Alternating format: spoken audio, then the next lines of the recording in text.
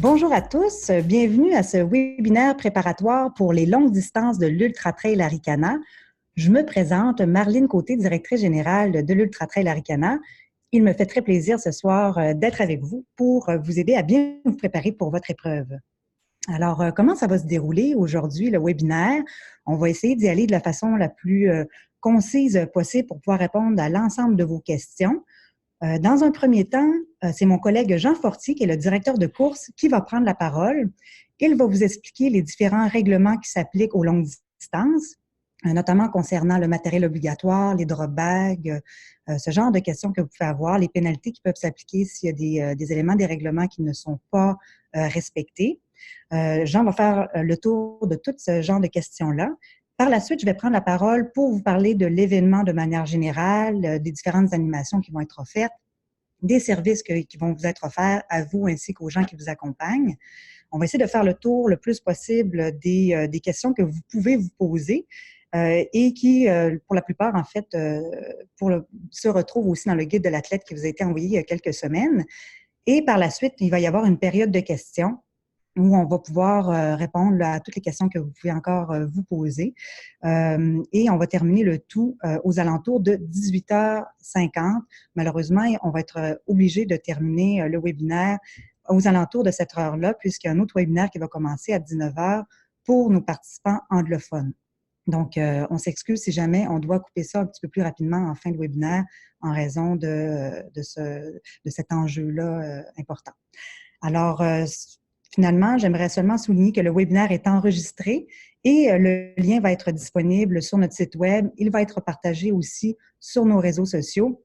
Donc, si vous avez besoin de réécouter des parties ou si vous voulez le partager à des amis, n'hésitez pas, c'est là pour ça. Alors, sur ce, je vais laisser la parole à Jean Fortier. Merci, Jean, d'être avec nous aujourd'hui. Merci, Marlène. Bonjour tout le monde, Jean Fortier, directeur de course de l'UTHC et je suis aussi responsable des équipes médicales sur le parcours. Donc, on va faire un tour ensemble des éléments que vous devez savoir pour avoir une bonne course.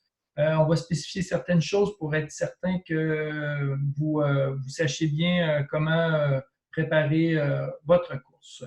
Alors, allons-y. Je crois que sur votre écran, vous allez voir la présentation qui a été faite par Marlene. Donc, le PowerPoint. On va parler spécifiquement du 42 km, du 65 et du 125. Alors, on peut aller à la page suivante. Donc, pour la remise de dossard, vous allez vous présenter à la Malbaie. C'est de 13h à 22h au sol de l'église de la Malbaie. C'est dans le centre-ville, c'est assez facile à trouver. Donc, pour ce qui est de l'inspection du matériel obligatoire, vous allez voir à l'intérieur de l'emplacement où on vous remet les dossards, il va y avoir des tables avec des icônes, des éléments obligatoires que vous devez avoir. Donc, c'est bien important de toutes les avoir si vous voulez recevoir votre dossard. Donc, soyez avisés de ça. De ne pas avoir de mauvaises surprises, il vous manque un des éléments, malheureusement, on ne pourra pas, les responsables et les bénévoles là-bas ne pourront pas vous remettre votre dossard. Donc, ayez tous vos éléments en main, c'est super important. Et n'oubliez pas d'avoir une carte d'identité avec vous, permis de conduire, et ainsi de suite. Si jamais il y a quelqu'un qui vient ramasser le dossard pour vous, on va sûrement avoir des questions là-dessus. Ça vous prend une procuration de cette personne-là avec une copie de votre carte d'identité. Donc, on peut passer au suivant. On voulait aussi préciser qu'il va quand même y avoir des réunions d'avant-course pour les longues distances sur place. Donc, si encore là, vous avez des questions ou que vous n'êtes pas sûr de certaines choses, vous pouvez vous présenter à ces réunions-là qui ne sont pas obligatoires, soit dit en passant. Mais c'est ça, vous pourrez quand même y assister. Entre la réunion d'avant-course du 125 et du 65 km, vous allez avoir une discussion qui sera présentée par le magazine Distance Plus. Et puis, là, on a l'heure de départ que vous devez déjà être au courant de, donc à 2h pour le 125, 7h pour le 65 et 9h pour le 42 km. Donc, c'est bien important, on met un petit astérix là, de choisir son transport pour aller au départ des épreuves. On n'oblige pas personne à prendre les navettes. Ça, c'est des questions qu'on a assez souvent. Mais tout de même, il faut quand même, je pense, réserver votre place dans la navette. Il faut quand même faire la logistique de tout ça, savoir combien de navettes on va avoir de besoin. Donc, soyez avisés de ça. Ça va être important aussi au départ. Vous savez, là, maintenant, à Arcana, il y a beaucoup de gens qui sont au départ. Donc, on essaie, dans la mesure du possible, de diviser, si vous voulez, là, les temps de course, les coureurs en temps de course. Donc, on va faire de la signalisation qui va mettre un peu comme on fait dans les marathons, là, qui va faire en sorte que si vous estimez, je vous donne un exemple, que vous allez terminer le 65 km en 5h30 ou en 6h, il va y avoir une place, un box à l'avant, si vous voulez, avec une signalisation pour vous indiquer de vous placer à cet endroit-là. Donc, vous allez devant cette pancarte-là, vous restez, c'est une ligne fictive, si vous voulez. Vous allez vous placer, vous allez être positionné devant cette pancarte-là, puis ça va faire en sorte que lors des départs, il va déjà avoir un préétablissement des coureurs, là, de la force des coureurs. Ça va faciliter beaucoup là, ceux-là qui veulent aller très vite, puis ceux-là qui veulent juste relaxer puis terminer leur distance. Ça va éviter beaucoup de frustration aussi. Ça fait que ça va être important de bien faire ça là, durant c'est-à-dire ce que je voulais dire, de bien vous placer avant le départ. Puis, ce qui va être très important aussi, c'est que vous savez, on met un point très important à savoir combien de personnes partent dans chaque distance. Donc, on va avoir des registraires qui vont être au départ, qui vont prendre en note chaque coureur qui vont passer. Donc, encore une fois, là, on va mettre une ligne, on va carrément mettre une barrière avec des registraires à l'entrée de cette barrière-là et ça va être dans le box de départ. Une fois rentré dans le box de départ, vous ne pouvez plus en ressortir pour qu'on puisse savoir exactement combien de coureurs vont partir dans chacune des épreuves. Ça va être super important de se conformer à ça, c'est-à-dire de passer devant le registraire, de s'assurer qu'il a pris pas notre dossard nécessairement, mais au moins du moins la note qu'il y a un coureur qui est rentré dans le box de départ. Fait que ça va vraiment être important de ne pas passer par-dessus les clôtures pour une raison ou pour une autre, parce que vous êtes stressé, parce que vous voulez aller rejoindre votre ami. Il faut vraiment faire la file, être patient, puis rentrer dans le box de départ. Une fois là, on y reste. Alors, on peut passer à la suivante. Bon, OK. Pour les conditions médicales, on vous suggère fortement de nous le mentionner si vous avez des conditions médicales particulières qui méritent que l'équipe médicale le sache. Il y a deux façons de faire. Premièrement, si vous avez un compte ITRA, qu'il soit gratuit ou qu'il soit payant, peu importe. Si vous n'en avez pas, vous pouvez vous le créer maintenant ou plus tard, là, avant Aricana. C'est possible de le faire. Il y a un formulaire que vous allez trouver sur le site web de l'ITRA qui est un formulaire pour vous inscrire au Quartz, au programme Quartz. Qu'est-ce qui fait ce programme-là? En gros, c'est un programme qui prend les informations sur vos conditions médicales, puis en même temps qui prévient là, les choses qui pourraient se dérouler durant c'est très complet, là. Donc, si jamais là, vous avez plusieurs choses que vous devez dire ou que vous avez quelque chose de très spécifique à annoncer, bien, vous pouvez le faire à partir de ce programme-là, à partir de ce formulaire-là. Puis à ce moment-là, puis ça devient très confidentiel. Il y a juste les médecins qui ont accès à ça. Donc, ça demeure très confidentiel, inquiétez-vous pas avec ça.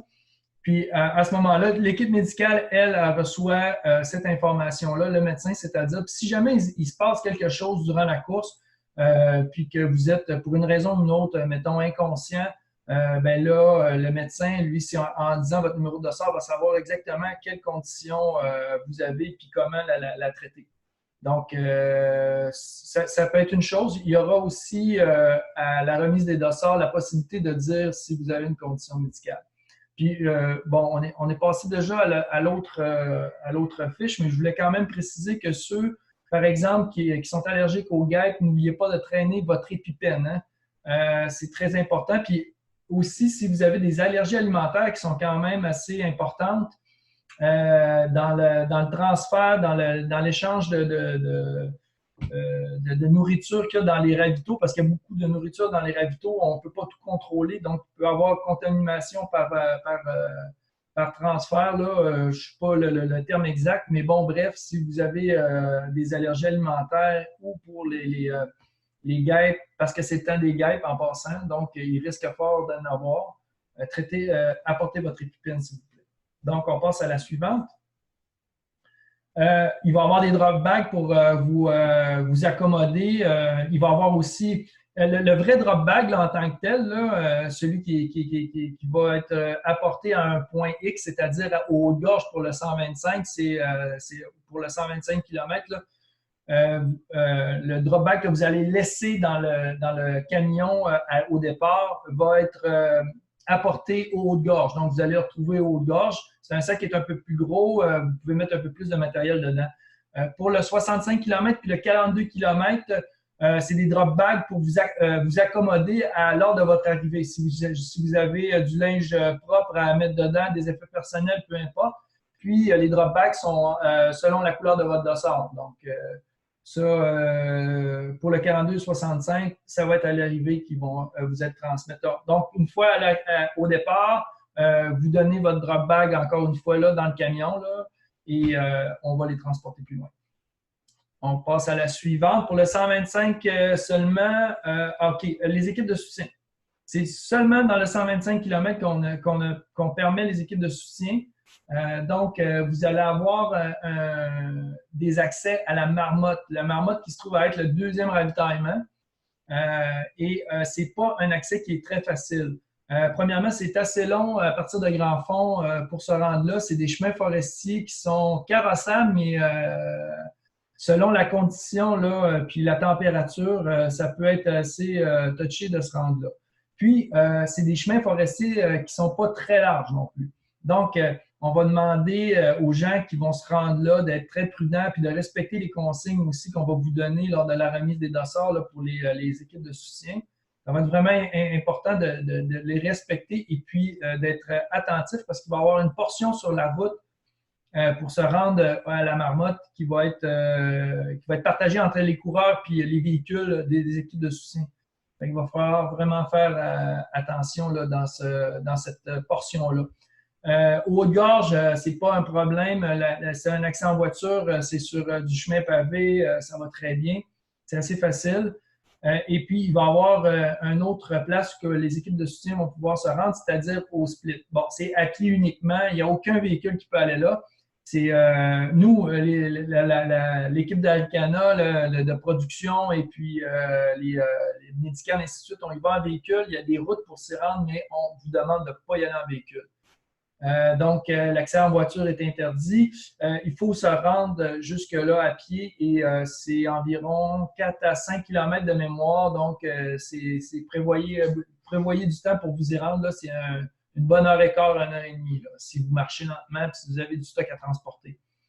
Il va y avoir des vignettes qui vont être remises aux équipes. Donc, vous allez retrouver tout ça lors de l'enregistrement, à la remise de dossard, encore une fois, à la Malbaie, à l'église.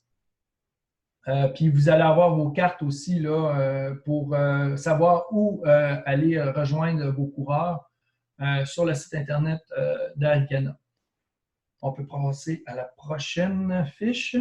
Donc, dans les règlements, on spécifie que pour la participation du 42 km, c'est seulement à partir de 14 ans qu'on peut participer. 14 ans et moins, ça prend la participation, je pense qu'elle est tout simplement interdite. Pour les jeunes de 15 à 17 ans, ça prend l'autorisation d'un parent et aussi l'accompagnement d'un adulte. Donc, le jeune ne peut pas courir tout seul. Il va falloir qu'il soit accompagné d'un adulte puis que tout au long de la course, il le suive à moins de 10 mètres. Donc, sous peine de disqualification. On peut passer à la fiche suivante. Bon, OK, le matériel. C'est très important, le matériel. Vous savez, d'année en année, on met une emphase sur ça parce qu'on veut, dans le fond, c'est pour vous protéger. Il faut pas minimiser les conditions qu'on peut avoir à Arikana parce que c'est au mois de septembre. C'est soit qu'on peut avoir une canicule, c'est soit qu'on peut avoir une température qui est très froide. Je vous donne un exemple. L'année dernière, au départ, là, il faisait très froid dans le secteur du mont du lac à l'Empêche, dans des sommets dégagés, dénudés, c'est-à-dire. Donc, le vent est très fort. Puis quand il fait froid solide. Fait que, il faut vraiment pas minimiser ça. Puis, on, on a fait une liste de choses à transporter pour vous qu'il faut vraiment respecter. La réserve d'eau. Ça, dans le fond, c'est la capacité dans votre pack-sac de traîner 1 litre d'eau pour le 125, puis la même affaire pour le 65 puis le 42. Fait que, je vous donne un exemple. Mettons que j'arrête un coureur là, durant votre course et puis que je vous demande si vous avez votre réserve d'eau. Vous n'êtes pas obligé de me montrer 1 litre d'eau, mais du moins, moi, je dois savoir que vous êtes capable de traîner 1 litre d'eau. Donc, si vous me sortez une bouteille de 250 millilitres et que c'est la seule chose que vous avez pour compléter votre distance, il va y avoir une pénalité qui va être assujettie à ça. Les réserves alimentaires, évidemment, le sifflet, la veste imperméable avec capuche. Ça, encore une fois, je précise, imperméable avec capuche. L'année dernière, on a eu des questions là-dessus. Est-ce que ça prend absolument une capuche? La réponse, c'est oui, parce que, comme je vous ai dit tantôt, les conditions climatiques peuvent être très changeantes. La couverture de survie, ben ça pèse presque rien. Ça fait que c'est très facile à traîner. S'il vous plaît, traînez-la. Puis, l'année dernière, imaginez-vous donc que on a vu des coureurs qui avaient coupé leur couverture de survie en deux pour sauver du poids. Pas une bonne idée. Et puis, ça ne vous fera pas gagner la course. Ça, c'est sûr et certain. Donc, les gants, ça peut paraître anodin, mais quand il vente et qu'il pleut, c'est très pratique d'avoir les mains protégées. La tuque, obligatoire, casquette ou bandana bof. Bon, on va avoir des questions sur est-ce que le bof peut remplacer la tuque? La réponse, c'est non. Donc, vous devez avoir les deux, tuque et bof ou tuque et casquette, à votre choix. Donc, le gobelet, parce que comme dans presque toutes les autres courses de trail au Québec, il n'y aura pas de verre au ravitaillement. Donc, si vous voulez qu'on vous donne du coke ou des choses comme ça, vous devez avoir votre petit gobelet. Lampe frontale fonctionnelle, obligatoire pour le 125, conseillé pour le 65 et le 42, non obligatoire pour le 65 et 42. Mais si vous prévoyez faire un temps de course assez long sur le 65, par exemple, c'est conseillé d'avoir votre lampe frontale. Évidemment, les piles de rechange pour votre lampe frontale sur le 125 km que vous pouvez mettre, par exemple, dans votre drop bag. On peut passer au suivant. C'est conseillé d'avoir la carte du parcours. Pourquoi pas? C'est toujours pratique. Je crois que Marlène, plus tard, va vous parler des applications qu'il y a de disponibles pour vous, pour vous repérer sur le parcours. On va vous parler entre autres d'Ondago. Je vais couper court là-dessus parce que je vais laisser Marlène vous expliquer. Donc, la cloche à ours, pour ceux qui ont des phobies de ça, ça peut être pratique. C'est sûr qu'à un moment donné, vous allez vous retrouver tout seul dans le bois, dans le parcours, à certains moments donnés. Pas tout le temps, mais ça peut être rassurant d'avoir une cloche à ours. Les ours, il n'y a pas vraiment c'est pas vraiment épeurant là, dans le sens où c'est pas des animaux les ours noirs du moins, là, c'est pas des animaux qui viennent vers nous. Là, ils sont très peureux, donc avec le bruit qu'on occasionne, ça m'étonnerait beaucoup que vous en voyiez. Un téléphone cellulaire, c'est obligatoire pour le 125, c'est obligatoire aussi pour le 42 puis le 65 km. La couverture dans le bois, dans le fond du bois, est pas très bonne, est inexistante à bien des endroits, mais du moins, il y a quelques endroits où on a un léger signal. Donc, si jamais vous avez un problème, ça peut être très aidant d'avoir votre cellulaire. Donc, ayez-le avec vous et assurez-vous qu'il soit plein, rechargé et fonctionnel. Les pipettes, j'en ai parlé tantôt. Les bâtons télescopiques sont permis. Donc, si vous voulez les traîner, il n'y a pas de problème. Écouteurs et casques d'écoute, c'est permis pour les longues distances.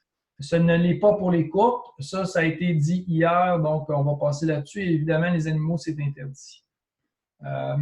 Vous allez avoir, on va passer un petit peu à travers les règlements là, très spécifiques là, pour les athlètes. Avec Absence de passage à un point de contrôle. Bon, c'est sûr et certain qu'un point de contrôle, c'est dans le fond, c'est soit un ravitaillement ou un point d'eau. Je crois qu'on a 2 points d'eau dans le 125 km. Oui, c'est ça.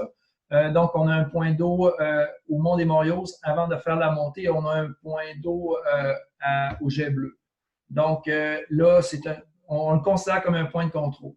Donc, le fait de ne pas réaliser la totalité du parcours, évidemment, ça vous occasionne une disqualification, un non-respect du parcours. Ça revient un peu au même. Là, dans le fond, c'est si vous prenez un shortcut, si vous créez volontairement un accident ou empêchez un athlète de vous dépasser, ben ça aussi, là, pour nous, c'est une pénalité automatique. Abandon, détruit du parcours. Abandon de détritus sur le parcours, excusez-moi. Donc, ça, c'est si vous laissez volontairement votre papier de fruits d'œufs, exemple, traîner par terre ou vous le lancez parce que vous considérez que c'est trop lourd à transporter. Modifier ou enlever le marquage du parcours, évidemment, ça, c'est pas permis. Non-assistance à une personne en difficulté. Donc, ça veut dire que s'il y a quelqu'un qui est blessé sur le parcours et que vous êtes derrière et que vous arrivez sur lui et que vous voyez qu'il est en détresse, vous devez arrêter du moins pour lui demander s'il a besoin d'aide. C'est une obligation de votre part de faire ça. C'est dans les bonnes conduites du coureur, si vous voulez. Puis si jamais le coureur a vraiment besoin d'aide pour s'en sortir, bien, on vous demande de rester dans la mesure du possible avec lui, là. Puis après, ben, on voit qu'est-ce qu'on peut faire pour le reste, là. Mais c'est sûr qu'on est toujours bien, comment que je dirais ça, on aime beaucoup récompenser les coureurs qui en aident d'autres. Bon, bref, on peut passer à l'autre. Utilisation d'un moyen de transport, évidemment. Refus d'obtempérer un contrôle de l'équipe médicale sur le parcours. L'équipe médicale peut, selon votre condition, vous arrêter durant votre course, faire une petite vérification, poser des questions de base, juste pour voir si vous êtes encore lucide, si tout va bien. S'ils le font, c'est parce qu'ils ont une raison de le faire. Donc, soyez pas vexés. Et puis, si jamais ils considèrent que vous devez répondre à leurs questions, mais vous devez vous mettre à leur disposition. Résultat positif à un test antidopage, ça va de soi. Refus de se soumettre à un test de détection, manipulation, tentative d'échantillon, c'est-à-dire que si jamais on fait des tests antidopage.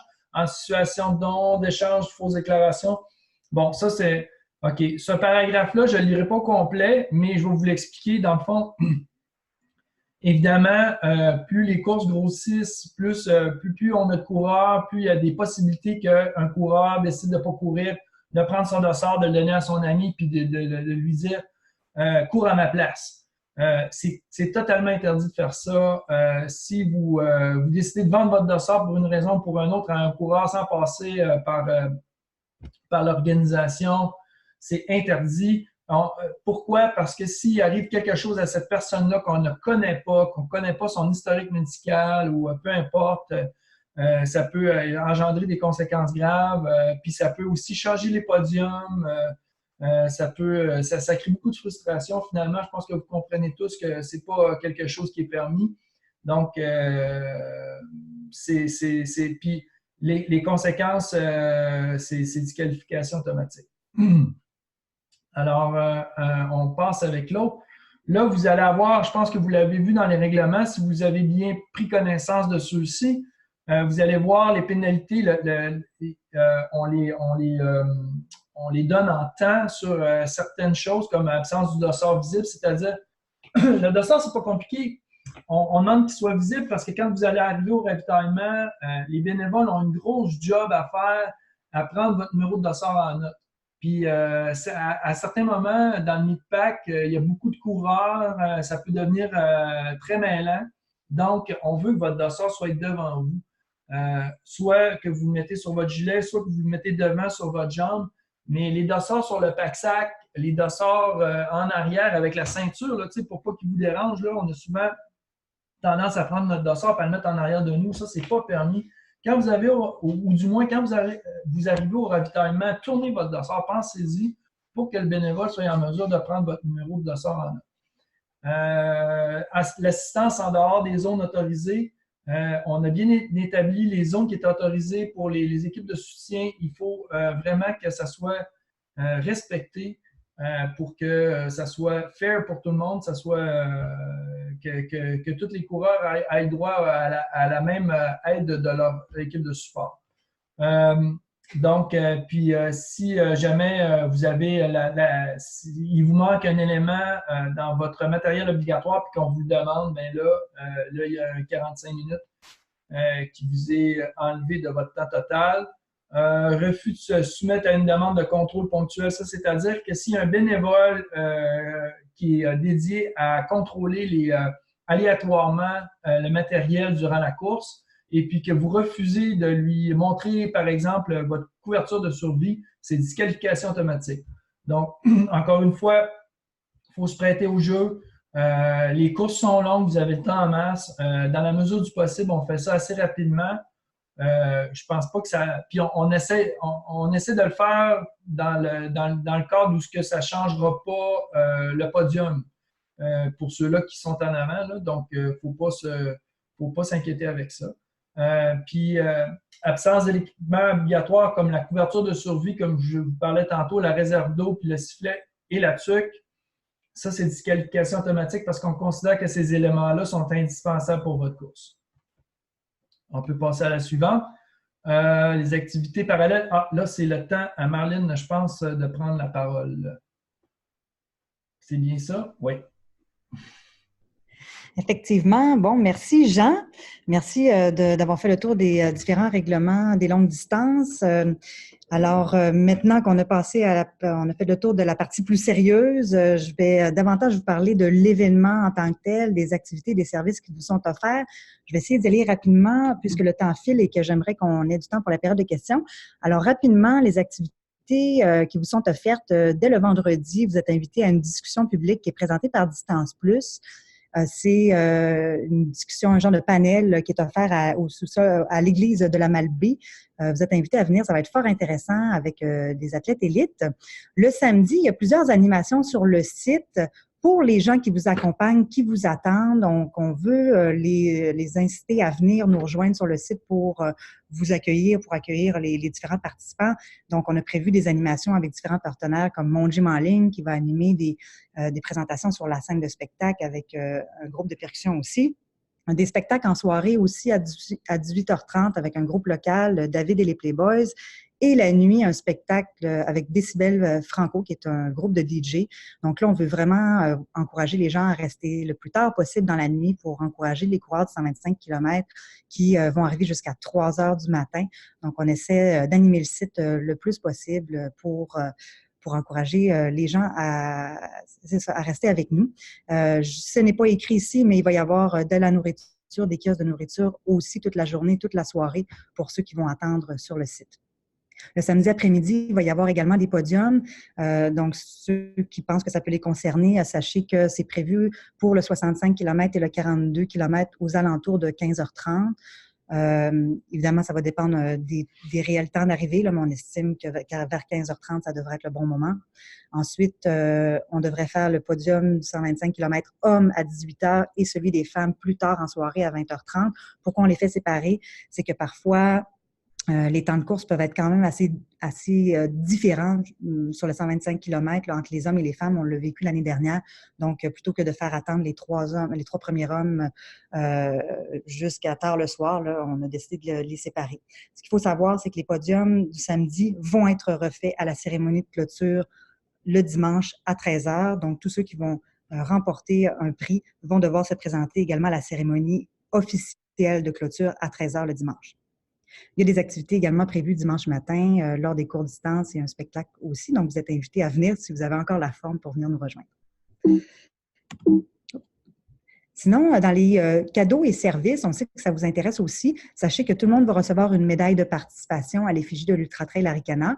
Mais cette année, nouveauté, on veut essayer de mesurer l'intérêt que les gens ont véritablement envers la médaille d'après-course. Et puis, donc, on sait qu'il y a des courses qui n'en offrent plus, il y en a qui se posent la question. Donc, nous, on veut mesurer un peu l'intérêt que les gens ont envers la médaille. Vous aurez le choix de l'échanger contre un souvenir que vous jugerez peut-être plus utile ou durable ou plus représentatif de votre séjour avec nous. Donc, à votre arrivée, vous allez pouvoir prendre en photo avec votre médaille, mais vous pourrez la laisser, si vous le voulez, en échange d'une bouteille d'eau à l'effigie d'Arikana ou d'un bon rabais pour la boutique afin de pouvoir vous procurer un item qui vous conviendrait davantage. Donc, voilà. Donc, ici, on veut essayer d'éviter le gaspillage de médailles qui peuvent peut-être traîner à la longue dans les fonds de tiroir. Ça peut arriver pour ceux pour qui participent à plusieurs événements dans l'année et pour qui ça représente peut-être un petit peu moins que ça a peut-être un petit peu moins d'importance avec le temps. Ensuite, tout le monde va recevoir un verre de bière réutilisable aux couleurs de l'UTHC lorsque vous allez recevoir votre bière ou votre boisson non alcoolisée à la fin de votre épreuve. Donc, ça aussi, ça va être un souvenir que vous allez pouvoir ramener avec vous. Vous allez recevoir la semaine avant l'événement une infolettre avec différents rabais et promotions exclusives aux participants de l'Ultra Trail Arikana. Surveillez vos infolettres. Si vous êtes inscrit depuis plusieurs semaines, vous devriez avoir reçu déjà des infolettres de notre part. Si ce n'est pas le cas, allez voir dans vos pourriels, puisque normalement, tout le monde devrait recevoir des communications de l'Ultra Trail Arikana jusqu'à maintenant. Vous allez recevoir évidemment un repas d'après-course, un repas qui va être chaud et quand même complet. Donc, on va vous gâter ici là, pour que vous puissiez bien récupérer après votre épreuve. Comme je l'ai dit, vous allez avoir une bière ou une boisson non alcoolisée de pur kombucha. Donc, vous allez pouvoir également avoir ça. Sinon, à l'arrivée, il y a des services de massothérapie qui sont payants, soit dit en passant, et des services de physiothérapie offerts par notre partenaire Physio-PMP. Ces services-là qui sont gratuits pour le traitement des athlètes. Donc, si les gens qui vous accompagnent veulent avoir un traitement de physiothérapie, malheureusement, ça ne sera pas possible, mais les services vont être offerts gratuitement pour ceux qui arrivent là, et qui ont besoin de traitement. Ensuite, je l'ai mentionné brièvement tout à l'heure, il va y avoir des kiosques de nourriture à l'arrivée. Donc, un four à pizza de l'auberge de jeunesse de la Malbaie qui va être présent, la boulangerie avec du café, le moulin à saucisses, donc toutes sortes de choses à manger pour ceux qui vous accompagnent ou si vous-même, vous avez envie de vous gâter. Tous les finishers du 125 km, donc ceux qui vont terminer dans les temps, donc à l'intérieur de la barrière horaire de 25 heures, vont recevoir un couteau Opinel à l'effigie de l'Ultra Trail Arikana. Donc, ils vont être à l'arrivée. Vous pourrez demander aux bénévoles qui sont présents de vous l'offrir s'ils ne le font pas systématiquement. Donc, ils vont être là à l'arrivée pour vous. Ensuite, rapidement, les premiers de chaque catégorie d'âge, donc 20-29 ans, 30-39 ans, hommes et femmes, vont recevoir une paire de bas à l'effigie de l'Ultra Trail Arikana de la marque Lorpen. Donc, si vous voyez sur SportStats que vous êtes premier de votre catégorie d'âge, vous pourrez tout simplement vous présenter au kiosque d'information à l'intérieur du Mont-Grand-Fond et les bénévoles à cet endroit vont avoir votre nom et pourront vous remettre votre paire de bas gratuitement. Sinon, les bas vont être disponibles à la boutique pour ceux qui voudraient s'en procurer et qui n'auraient pas remporté la première place. Ensuite, rapidement, il y a des douches sur place, donc vous pourrez prendre une douche à votre arrivée. Si jamais il y a trop de gens, la file d'attente est un peu longue ou si vous préférez la prendre plus tard, vous avez également accès au centre sportif de la Malbaie. Vous avez les détails dans le guide de l'athlète. À cet endroit-là, il y a un sauna. Ça peut peut-être être d'intérêt pour certains. Donc, ça peut être un endroit aussi où vous pouvez aller prendre votre douche. Il y a des vestiaires au sol du Mont-Grand-Fond où vous pouvez laisser des effets personnels avec votre propre cadenas. Donc, c'est premier arrivé, premier servi et c'est à vous d'apporter votre cadenas pour assurer la sécurité de ça. Mais il y a une centaine de vestiaires, donc il y a beaucoup d'espace pour vous à cet endroit. Ensuite, à l'arrivée, il y a une zone de récupération qui est offerte par Compressport avec des bacs de glace, des couvertures, des chaises longues. Donc, n'hésitez pas à aller les voir pour vous relaxer puis vous laisser gâter un petit peu après votre épreuve. Rapidement, il y a un bazar à Arikana pour ceux qui ont déjà participé dans les années passées. On vous encourage à amener vos items, vêtements, accessoires, espadrilles usagés que vous ne souhaitez plus utiliser pour X raisons et que vous aimeriez donner au suivant. Donc, à l'intérieur du Mont-Grand-Fond, il y a un coffre qui est là mis à disposition pour faciliter les échanges entre les coureurs. N'hésitez pas à amener vos choses que vous n'utilisez plus ou à aller voir qu'est-ce que vous pourriez trouver. Ça peut être quand même assez surprenant. Dans les années passées, on a découvert toutes sortes de choses comme des sacs d'hydratation, des raquettes de course, des beaux T-shirts. Donc, n'hésitez pas à donner au suivant puis à favoriser les échanges utiles entre coureurs. Finalement, il y a un service de garde, ça peut vous intéresser, le samedi et le dimanche. Les informations sont sur notre site web. Donc, si ça vous intéresse, allez voir ça.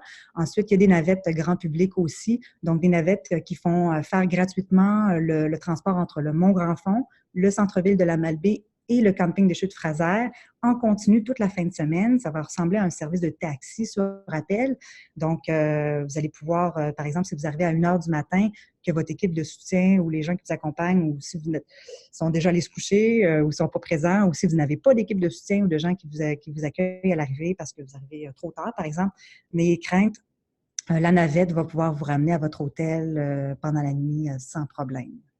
Donc, il y a toutes sortes de services qui vous sont offerts. Vous pouvez aller voir sur notre site Internet dans l'onglet Programmes d'activité. Rapidement, les applications que vous pouvez télécharger, il y a l'application qui est qui est nouvelle cette année, la Sport Stats Tracker. Donc, c'est une application que vous pouvez télécharger, en fait, que les gens qui vous accompagnent peuvent télécharger pour vous suivre le long de la course. Et donc, ça estime le temps que vous allez prendre pour faire votre épreuve et ils vont pouvoir donc vous voir se déplacer le long du trajet. Là, si vous essayez de la télécharger en ce moment, évidemment, elle n'est pas valide encore en fonction, mais elle le sera dans les jours qui précèdent. Ensuite, Jean en a parlé brièvement tout à l'heure. On vous encourage très fortement à télécharger l'application Ondago. C'est là où vous allez retrouver les cartes des parcours. Ça fonctionne sans signal cellulaire. Donc, vous la téléchargez avant, évidemment, quand il y a du signal cellulaire. Mais après, dans la forêt, même s'il n'y a plus de signal, vous allez pouvoir avoir accès à la carte si vous pensez que vous êtes perdu. Ça peut être très utile pour savoir où vous vous situez par rapport à la carte pour pouvoir ainsi mieux vous retrouver. Ça peut être utile également pour les équipes de soutien, soit dit en passant, là, qui veulent se rendre aux différents ravitaillements. Donc, c'est également possible d'utiliser Ondago pour savoir comment se déplacer au ravitaillement. Rapidement, il y a un concours qui a commencé aujourd'hui, qui a lieu jusqu'à la fin du mois de septembre. On vous invite à partager vos anecdotes, votre expérience à l'Ultra Trail Arikana sur le site de Ravito. Que vous connaissez peut-être ou peut-être pas. En fait, c'est un site où est-ce qu'on peut partager des billets de blog. En participant à ce concours-là, vous pouvez gagner un super beau prix d'une valeur de plus de 1 000 $ avec nos partenaires, notamment l'Hôtel Le Germain et la Virée Nordique de Charlevoix. Donc, on vous encourage à nous partager vos anecdotes, vos expériences. On veut lire, on veut savoir comment vous avez vécu l'Ultra Trail Arikana ou comment vous avez vécu votre entraînement préalable ou vos expériences préalables. Donc, vous pouvez participer plus d'une fois avec plus d'un texte et ainsi avoir plusieurs chances de gagner. Donc, n'hésitez pas à participer en grand nombre.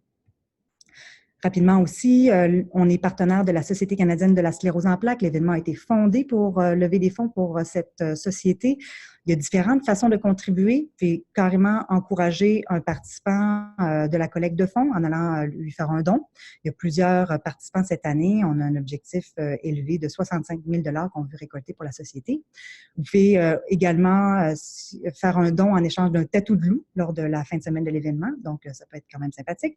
Et si vous procurez une paire de bas Larpen que je vous ai présenté tout à l'heure, il y a 5 $ qui va être remis à la fondation de la Société canadienne de la sclérose en plaques. Donc, on vous invite à soutenir la cause avec nous puis à faire en sorte qu'on fasse une belle collecte tout le monde ensemble cette année.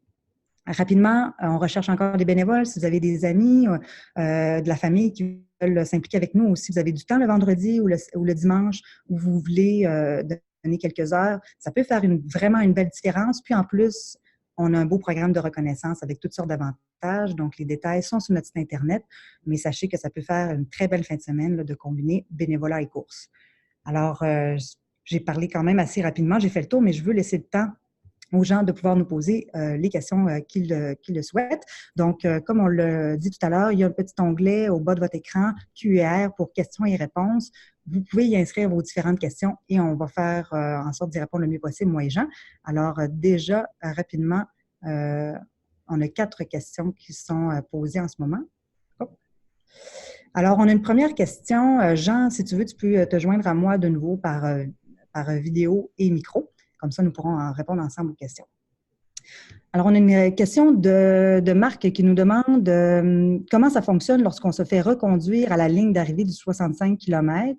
Ben, en fait, c'est tout simple. Le 65 km, le départ est au Haut-de-Gorge. Donc, c'est très facile d'accès. Vous allez retrouver la carte sur le site web si vous en avez besoin.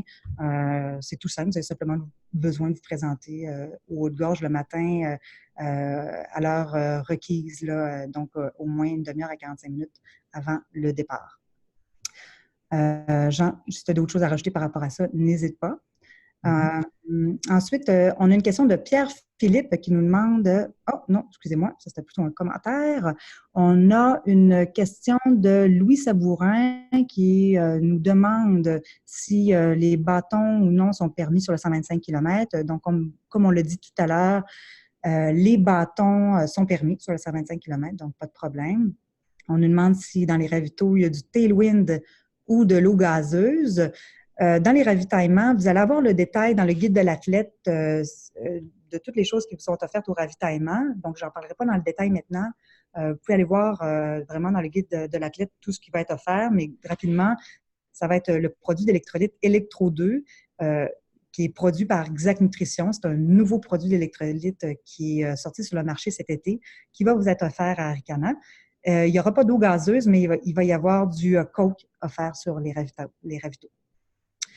Ensuite, on nous demande si Sports Tracker, l'application dont je vous ai parlé tout à l'heure, est obligatoire, si le coureur a besoin d'avoir son application ouverte sur son téléphone. Non, non, pas du tout. Le Sports Tracker, pardon, c'est une application qui n'est pas obligatoire, là, puis c'est vraiment pour permettre aux gens qui ne font pas la course de pouvoir vous suivre, puis suivre la progression de course. Ils peuvent suivre différents coureurs, ils peuvent suivre le peloton de tête. Donc, c'est plutôt pour un petit plus qu'on veut vous offrir dans le cadre de l'événement avec ça. On nous demande comment ça fonctionne le tatou de loup pour l'ASP. En fait, vous avez tout simplement besoin, vous pouvez tout simplement vous présenter au kiosque de la Société canadienne de la sclérose en plaques qui va être sur le site principal. Ils vont avoir les tatous, ils vont vous en faire un, puis vous pourrez faire un don de la valeur que vous souhaitez pour la cause. Donc, c'est aussi simple que ça. On a une question de la part de René. Qu'en est-il de l'état de la route pour se rendre à la Marmotte? Faut-il absolument un VUS pour s'y rendre? Jean en a parlé un petit peu tout à l'heure. Pour se rendre à la Marmotte, c'est accessible en auto. Par contre, c'est quand même assez long. Ça reste un chemin forestier avec des gros cailloux. Il peut y avoir des trous aussi qui se sont formés à cause de la pluie. Donc, ce n'est pas des chemins qui sont très accessibles et très agréables. Donc, si vous avez un véhicule à plancher bas ou neuf, mettons qu'on vous le suggère pas. Là. Puis, donc, un VUS, effectivement, ça peut être vraiment plus approprié pour se rendre à la Marmotte. Et comme on le dit, le covoiturage aussi. Donc, surtout, ce qu'on veut éviter, c'est qu'il y ait trop de monde qui se déplace avec trop de véhicules, puis ça fasse une congestion importante. Les sentiers forestiers, c'est étroit. Si on a des centaines de véhicules, ça va être très désagréable. Donc, essayez de covoiturer le plus possible, s'il vous plaît. Ensuite, je vais quand même rapidement, hein, donc il nous reste quelques temps. Jean, n'hésite surtout pas à me couper la parole si tu veux rajouter quelque chose. D'ailleurs, est-ce que tu as quelque chose à rajouter? Non, pas du tout, ça va très bien. Oui, OK. Parfait, on a beaucoup de questions, donc c'est pour ça que je vais rapidement. Paul nous demande comment procède-t-on pour identifier le drop bag du 125 km. Quand vous allez recevoir votre dossard, vous allez recevoir votre sac, votre drop bag et la façon de pouvoir l'identifier. Vous allez tout recevoir ça ensemble. Vous allez pouvoir écrire votre nom, puis le coller sur votre drop bag. Ça va être tout bien expliqué à la remise des dossards. Donc, n'ayez crainte pour ça. Ensuite, Mia nous demande, est-ce que le départ du 42 km est bien à la ZEC du Lac-aux-Sables? Effectivement, le départ du 42 est dans la ZEC. Par contre, c'est interdit de se rendre par ses propres moyens au départ du 42 km parce que c'est reculé, c'est difficile d'accès parce qu'on ne peut pas se permettre d'avoir des centaines de véhicules qui se déplacent à cet endroit-là. Excuse-moi, Marlène, je te coupe. C'est un chemin forestier qui est très utilisé par les chasseurs. Et puis, c'est un des accès principaux à la ZEC au sable. Donc, il ne faut vraiment pas amener beaucoup de véhicules là pour ne pas rien congestionner et pour éviter surtout les accidents. Oui, c'est un bon point. La course se déroule dans la période de chasse à l'arbalète. Il y a des chasseurs, il n'y en a pas beaucoup, mais il y en a quelques-uns. Ils nous permettent d'utiliser les sentiers, ils nous partagent leur territoire. Donc, on veut être respectueux de ce territoire-là et être respectueux de l'environnement dans lequel on va être. Donc, on vous invite, s'il vous plaît, à ne pas vous déplacer aux 42 km par vous-même. Donc, vous avez simplement besoin de sélectionner la navette qui vous convient via le formulaire sur le site Internet. On nous dit que les repas seront servis entre quelle heure? En fait, les repas sont servis toute la journée de samedi jusqu'à l'arrivée du dernier coureur, donc jusqu'aux petites heures du matin. Donc, inquiétez-vous pas, tant que des coureurs qui sont là, qui sont sur le sentier, le service de repas va être offert en fait presque toute la nuit. Là. Donc, n'ayez crainte, vous allez recevoir votre repas à votre arrivée, même si vous arrivez à 3 heures du matin. Il nous reste 5 minutes, Marlène. Natacha nous demande pourquoi pas de paisseur sur le 125. Natacha, ça a toujours été comme ça sur le 125 km. Puis ça devient aussi compliqué là, de trouver un endroit où faire partir le paisseur. Le parcours peut-être se prête un peu moins aussi. Quelles sont les conditions du parcours 125? Les conditions du parcours sur le 125, Marlène, tu es allée dernièrement. D'après moi, ça ne doit pas être si pire, là, ça doit être super beau. Effectivement, oui, c'est très beau. Là. Il y a pas, on a eu un bel été chaud et sec quand même. Là. Donc, à moins que ça change d'ici les 3 prochaines semaines, les conditions devraient être quand même assez agréables. Ouais. Le départ du 125 qui est bien à la ZEC des Martes, près du bâtiment d'enregistrement, c'est direct à côté. Les bâtons non permis, mais utiles ou non. Les bâtons sont permis. Tantôt, on l'a dit. Est-ce qu'ils sont utiles ou non? Ben là, ça dépend de vous. Là. Moi, j'ai tendance à ne pas vous donner de recommandation pour ça. C'est si vous êtes habitué de courir avec des bâtons, mais pourquoi pas les amener? Il y a beaucoup de portions qui sont larges, donc qui sont faciles à utiliser. Donc, c'est ça. Disqualification si on a un moment avec un non inscrit. Moi, je ne comprends pas, moi, cette question. L'électrolyte sera-t-il dilué ou pas? Question de Roger. En fait, il va être dilué, mais selon la recette d'Electro 2. Donc, il devrait être bon au goût, là, si c'est ça la question. Normalement, il devrait être dilué de la bonne façon. Est-ce qu'on a d'autres questions? Est-ce que ça fonctionne? On a comme perdu l'écran. Oui, on a comme perdu l'écran, mais moi, je te vois encore, Marlène. Est-ce que le départ du 42 est accessible en voiture pour le public? Il n'y a pas de place accessible pour le 42 km en voiture. Si vous voulez voir vos coureurs au 42 km, moi, je vous suggère de vous rendre au Split, qui est un ravitaillement où on accepte les équipes de soutien, mais seulement pour le 125. Donc, si vous voulez aller voir votre coureur, vous pouvez aller vous rendre à pied au Split. Comme je disais tantôt, c'est un 5 km et demi à pied. C'est quand même assez long de se rendre là. Mais il n'y a pas de voiture, il n'y a pas d'accès nulle part en voiture. On nous demande si l'application consomme beaucoup d'énergie. Bonne question, je ne pourrais pas y répondre. Si vous voulez, on va s'informer et on pourra vous répondre via notre service à la clientèle à info@commercialaricana.info. Désolée, je n'ai pas la réponse en ce moment. La ZEC des Martes pour le départ du 125 km, il n'y a pas beaucoup d'emplacement pour les véhicules. Puis, chose importante à souligner, on ne peut pas laisser d'auto non plus pour la journée. Donc, vous pouvez vous faire reconduire, mais laisser l'auto là pour la journée, on ne le suggère pas. Là. Pour les drop bags, Marlène, qui sont ramenés à Grand Fond, on a une question qui nous... Les drop bags, ils vont être dans des tentes de North Face juste à côté du stationnement. Donc, juste à côté à côté du stationnement, donc à l'entrée-sortie du site. OK, il y a Thierry qui nous demande si on va faire des départs décalés pour le 125 km. La réponse, c'est non, c'est un gun time, donc tout le monde part en même temps. La seule chose, comme je disais tantôt, c'est que dans la mesure du possible, on vous demande de vous placer dans votre box de départ, c'est-à-dire selon le temps que vous pensez faire au 125. Peut-on se stationner au Mont-Grand-Fond et prendre une navette? Oui, effectivement. Si vous prenez la navette à partir du Mont-Grand-Fond, vous pouvez laisser votre voiture sans problème. Une question pour toi.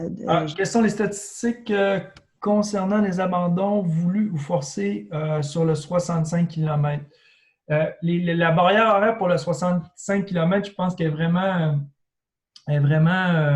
est assez large. Là. Il n'y a pas vraiment de problème à ça. Il y a un temps maximum pour le compléter, mais il n'y a pas, à mon avis, là, on en regarde un peu, là, si vous marchez ou si vous courez, là, c'est sûr que si on a quelqu'un en course qui retarde beaucoup les fermeurs et puis que sa progression est vraiment trop lente, on sort le coureur. Mais en tant que tel, on est très permissif sur les cut-offs pour le 65 km, étant donné que On a tout le 125 km à attendre et à gérer là, en arrière. Ah, Natacha a précisé sa question. Elle demande si on passe du temps avec un coureur non inscrit, est-on disqualifié? Je pense que sa question, c'est si on a un pacer, donc ce qui est interdit, là, est-ce qu'on est disqualifié? En fait, c'est interdit d'avoir un pacer, comme on l'a dit. Ouais, la réponse c'est oui, Natacha. Tu peux pas avoir, tu peux pas courir. Tu peux passer, si tu demandes si tu peux passer du temps comme si jamais il t'accueille un ravitaillement, le coureur, c'est dans les ravitaillements qu'on a désignés pour, parce qu'on considère que si tu passes du temps avec quelqu'un à un ravitaillement, c'est un soutien. Donc, il doit se conformer à ce qu'on a demandé, c'est-à-dire d'être au ravito désigné pour ça, mais tu ne peux pas en aucun temps courir avec quelqu'un qui n'a pas de dossard dans, le, dans, le, dans la course. Une autre question pour toi de la part de Julie, ça serait, je pense, la dernière. Est-ce que, pour le 65 km, est-ce que nos gens peuvent nous encourager au ravito autorisé? Je pense que oui. Là, c'est sûr que Haute-Gorge, le départ est au Haute-Gorge. Après ça, où est-ce que vous pourrez aller voir vos coureurs, c'est au split qui est, comme je disais tantôt, là, ça revient un peu au même, là, à 5 km là, du Mont-Grand-Fond que vous devez vous rendre à pied. Hein, c'est ça, là? Ben, normalement, c'est ça, c'est accessible seulement pour les accompagnateurs du 125 km. Puis la raison, c'est que là, cette année, on a beaucoup de coureurs. On a jusqu'à 1000 coureurs au total sur le 42, le 65, le 125. Donc, on ne peut pas se permettre d'avoir des centaines et des centaines de personnes qui se déplacent au split à pied ou même, c'est ça. Donc, c'est pour ça qu'on limite l'accès là, aux gens du 125 km. Par contre, les gens peuvent venir vous voir au départ. Puis, à l'arrivée aussi, il va y avoir beaucoup d'animations pour les divertir. Puis, ils vont pouvoir vous suivre sur Spots Tracker. Donc, il y a plein de moyens de différentes façons. Dernière question, Mélissa Fournier. Le cut-off 42 km est de combien de temps? Je ne sais pas par cœur, Mélissa, mais tu ne devrais pas t'inquiéter de ça. Comme je disais tantôt, on est quand même assez permissif sur les temps des plus petites distances, étant donné qu'il faut qu'on gère tous les gens qui sont sur le 125 km. Effectivement. Donc, wow, ça fait pas. On a réussi à passer au travers de toutes les questions dans les temps.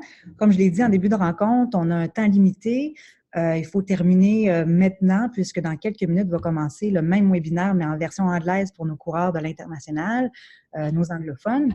Alors, si vous avez d'autres questions ou si vous vient d'autres questions après le webinaire, écrivez-nous à info@commercialaricana.info. Ça va nous faire plaisir d'y répondre. Le lien pour réécouter le webinaire va être mis en ligne dès demain. Il va être partagé sur nos médias sociaux. Ça va être aussi un endroit où poser vos questions si vous le souhaitez. Donc, sur ce, j'aimerais remercier Jean pour sa participation à ce webinaire. Merci, Jean, de ta participation. Puis, merci à tous d'avoir été présents. On se revoit vraiment très bientôt. Merci beaucoup.